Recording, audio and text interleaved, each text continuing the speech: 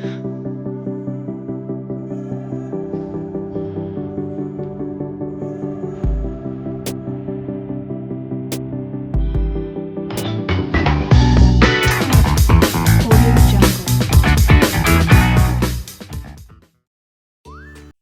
ಸ್ನೇಹಿತರೆ, ಎಲ್ರಿಗೂ ಕನ್ನಡ ರಾಜ್ಯೋತ್ಸವದ ಶುಭಾಶಯಗಳು. ಇವತ್ತು ಮೃದುವಾದ ಸ್ಪಂಜಿನಂಥ ಬನಾನಾ ಕೇಕ್ ಹೇಗೆ ಮಾಡೋದು ಅಂತ ನೋಡೋಣ. ಬನಾನಾ ಕೇಕ್ಗೆ ಬೇಕಾಗಿರುವಂಥ ಸಾಮಗ್ರಿಗಳು: 3 ಚಿಕ್ಕ ಬಾಳೆಹಣ್ಣು ಕಟ್ ಮಾಡಿ ಇಟ್ಕೊಂಡಿದ್ದೀನಿ, ಅರ್ಧ ಕಪ್ ಸಕ್ಕರೆ, 1/4 ಕಪ್ ಎಣ್ಣೆ, ದ್ರಾಕ್ಷಿ ಗೋಡಂಬಿ, ತುಪ್ಪ, ಅಡುಗೆ ಸೋಡಾ, 1 ಕಪ್ ಮೈದಾ ಹಿಟ್ಟು, ಅರ್ಧ ಕಪ್ ಹಾಲು.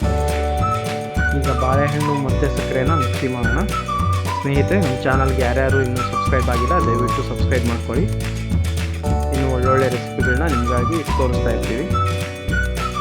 ಸಕ್ಕರೆ ಮತ್ತು ಬಾಳೆಹಣ್ಣನ್ನ ಮಿಕ್ಸಿ ಮಾಡ್ಕೊತಾ ಇದ್ದೀನಿ. ದೊಡ್ಡದಾದರೆ 2, ಪುಟ್ಟ ಬಾಳೆಹಣ್ಣು ಆದರೆ 3 ಸಾಕಾಗುತ್ತೆ. ಈಗ ಮಿಕ್ಸಿ ಮಾಡ್ಕೊಂಡಿರೋ ಸಕ್ಕರೆ ಮತ್ತು ಬಾಳೆಹಣ್ಣಿನ ಮಿಶ್ರಣನ ಒಂದು ಬೌಲ್ಗೆ ಹಾಕೊಳ್ಳೋಣ. ಸ್ನೇಹಿತರೆ, ಸಂಜೆ ಟೈಮು ಮಕ್ಕಳು ಸ್ಕೂಲಿಂದ ಬಂದಾಗ ತುಂಬ ಇಷ್ಟಪಟ್ಟು ತಿಂತಾರೆ. ತುಂಬ ಅದ್ಭುತವಾದ ರೆಸಿಪಿ. ನೀವೆಲ್ಲರೂ ಒಂದ್ಸರಿ ಟ್ರೈ ಮಾಡಿ ಹೇಗೆ ಬಂತು ಅಂತ ಕಮೆಂಟ್ ಮಾಡಿ. ಈಗ ಸಕ್ಕರೆ ಮತ್ತು ಬಾಳೆಹಣ್ಣಿನ ಮಿಶ್ರಣಕ್ಕೆ 1/4 ಕಪ್ ಎಣ್ಣೆನ ಹಾಕ್ತಾಯಿದ್ದೀನಿ. ಆ ಎಣ್ಣೆ ಆ ಮಿಶ್ರಣದಲ್ಲಿ ಚೆನ್ನಾಗಿ ಮಿಕ್ಸ್ ಆಗೋವರೆಗೂ ಕಲಿಸ್ಬೇಕು. ಎಣ್ಣೆ ಹಾಕಿರೋದು ಕಾಣಬಾರ್ದು, ಆ ಥರ ಚೆನ್ನಾಗಿ ಮಿಕ್ಸ್ ಮಾಡ್ಕೋಬೇಕು.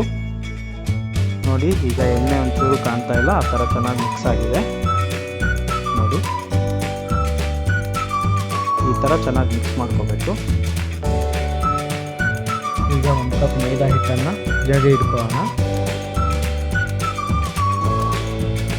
ಈಗ ಈ ಹಿಟ್ಟಿಗೆ ಅರ್ಧ ಟೀ ಸ್ಪೂನು ಅಡುಗೆ ಸೋಡಾನ ಹಾಕ್ಕೊಳ್ಳೋಣ. ಈಗ ಮೈದಾ ಹಿಟ್ಟು ಮತ್ತು ಸೋಡಾನ ಬಾಳೆಹಣ್ಣು, ಸಕ್ಕರೆ, ಎಣ್ಣೆ ಹಾಕ್ಕೊಂಡಿರೋ ಮಿಶ್ರಣಕ್ಕೆ ಹಾಕ್ಕೊಂಡು ಚೆನ್ನಾಗಿ ಮಿಕ್ಸ್ ಮಾಡ್ಕೋಬೇಕು. ಇದನ್ನು ಮಿಕ್ಸ್ ಮಾಡುವಾಗ ಕಟ್ ಆ್ಯಂಡ್ ಫೋಲ್ಡ್ ಮೆಥಡ್ ಅಂತ ಇದೆ, ಅದೇ ರೀತಿ ಮಿಕ್ಸ್ ಮಾಡಬೇಕು. ನೋಡಿ, ಈ ಥರ ಕಟ್ ಮಾಡಬೇಕು, ಅದನ್ನ ಮುಚ್ಚಾಕಬೇಕು. ಅದೇ ಥರ ಮಿಕ್ಸ್ ಮಾಡ್ತಾಯಿದ್ರೆ ಅದು ಕೇಕ್ ತುಂಬ ಚೆನ್ನಾಗಿ ಬರುತ್ತೆ. ಈಗ ಇದಕ್ಕೆ ಸ್ವಲ್ಪ ಹಾಲನ್ನ ಮಿಕ್ಸ್ ಮಾಡಿಕೊಂಡು ಕಲಿಸ್ತಾ ಹೋಗಬೇಕು. ನೋಡಿ ಸ್ನೇಹಿತರೆ, ಈ ಥರ ಕಟ್ ಆ್ಯಂಡ್ ಫೋಲ್ಡ್ ಮೆಥಡಲ್ಲೇ ಕಲಿಸ್ತಾ ಹೋಗಬೇಕು. ನೀವು ಇದೇ ಮೆಥಡಲ್ಲಿ ಹಿಟ್ಟು ಕಲಿಸಿದ್ರೆ ತುಂಬ ಅದ್ಭುತವಾಗಿ ಕೇಕ್ ಬರುತ್ತೆ. ಈಗ ಇದಕ್ಕೆ ದ್ರಾಕ್ಷಿ ಮತ್ತು ಗೋಡಂಬಿನ ಹಾಕೊಳ್ಳೋಣ. ಬೇಕಾದರೆ ಟೂಟಿ ಫ್ರೂಟಿನೂ ಆ್ಯಡ್ ಮಾಡ್ಕೋಬೋದು. ಈಗ ಈ ಥರದ್ದೊಂದು ಕೇಕ್ ಪ್ಯಾನ್ಗೆ ಅಥವಾ ಕುಕ್ಕರ್ ಪ್ಯಾನ್ಗೂ ನೀವು ತುಪ್ಪ ಸವರ್ಕೊಂಡು ಹಿಟ್ಟನ್ನು ಹಾಕ್ಕೋಬೋದು. ನೋಡಿ, ಈ ಥರ ತುಪ್ಪ ಸವರ್ಕೊಂಡು ಹಿಟ್ಟು ಹಾಕ್ಕೋತಾ ಇದ್ದೀವಿ.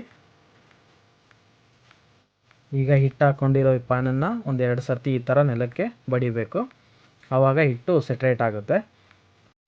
ನೋಡಿ ಸ್ನೇಹಿತರೆ, ಇದನ್ನ ಮಾಡೋಕ್ಕೆ ಯಾವುದೇ ರೀತಿಯ ಓವನ್ ಬೇಕಾಗಿಲ್ಲ. ಈ ಥರ ಒಂದು ಬಾಣಲೆ ತೊಗೊಂಡು ಅದನ್ನ ಬಿಸಿ ಮಾಡೋಕ್ಕೆ ಇಡಬೇಕು.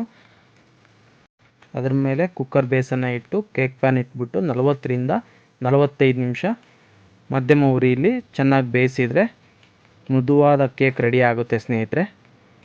ಈಗ ನಮ್ಮ ಕೇಕ್ ರೆಡಿ ಆಗಿದೆಯಾ ಅಂತ ಚೆಕ್ ಮಾಡೋಣ. ಒಂದು ಚಾಕು ಅಥವಾ ಟೂತ್ ಪಿಕ್ನ ತೊಗೊಂಡು ಈ ಥರ ಚುಚ್ಚಬೇಕು. ಅದಕ್ಕೆ ಹಿಟ್ಟು ಅಂಟಬಾರ್ದು, ಅಂಟಿದರೆ ಕೇಕ್ ಆಗಿಲ್ಲ ಅಂತ. ನಮಗೆ ಹಿಟ್ಟು ಅಂಟ್ತಾ ಇಲ್ಲ, ಸೊ ಕೇಕ್ ರೆಡಿ ಆಗಿದೆ. ವಾವ್, ನೋಡಿ ಸ್ನೇಹಿತರೆ, ಅದ್ಭುತವಾದ ಬನಾನಾ ಕೇಕ್ ಸವಿಯಲು ಸಿದ್ಧ. ನೀವು ಮನೇಲಿ ಟ್ರೈ ಮಾಡಿ ಹೇಗಿತ್ತು ಅಂತ ಕಮೆಂಟ್ ಮಾಡಿ. ನಮ್ಮ ಚಾನಲ್ಗೆ ಸಬ್ಸ್ಕ್ರೈಬ್ ಮಾಡ್ಕೊಳ್ಳಿ. ಇದೇ ಥರ ಒಳ್ಳೊಳ್ಳೆ ರೆಸಿಪಿಗಳನ್ನ ತೋರಿಸ್ತಾ ಇರ್ತೀವಿ. ಈಗ ಕೇಕ್ ಟಿನ್ನಿಂದ ಕೇಕ್ ತೆಗೆಯೋಣ. ತುಪ್ಪ ಹಚ್ಚಿರೋದ್ರಿಂದ ತುಂಬ ಸ್ಮೂತಾಗಿ ಆಚೆ ಬರುತ್ತೆ. ಕಟ್ ಮಾಡೋಣ ಸ್ನೇಹಿತರೆ. ನೋಡಿ ಎಷ್ಟು ಸ್ಮೂತಾಗಿ ಬಂದಿದೆ. ಸ್ಮೂತಾಗಿ ಮೃದುವಾಗಿ ತಿನ್ನೋಕ್ಕೆ ರುಚಿಯಾದ ಬನಾನಾ ಕೇಕ್ ರೆಡಿ.